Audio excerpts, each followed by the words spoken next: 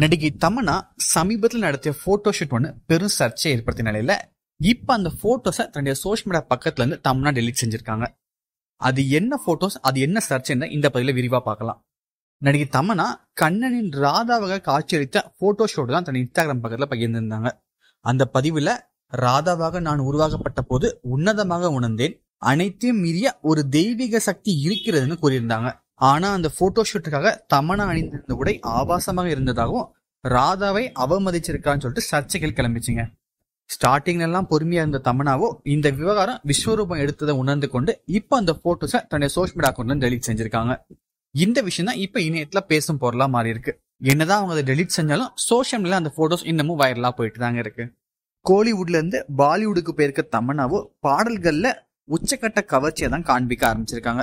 சமீபத்துல கூட ஆஜ் கி ராத் என்ற பாடலுக்கு கவர்ச்சியா நடனம் ஆடி ரசிகர்களை கிறங்கடிச்சாங்கன்னு சொல்லணும். அந்த பாடலுக்கு நடனம் ஆட மட்டும் 1 கோடி ரூபாய் சம்பளமா பெற்றதாவும் ஒரு தகவல் சோஷியல் மீடியால போயிட்டு இருக்கு.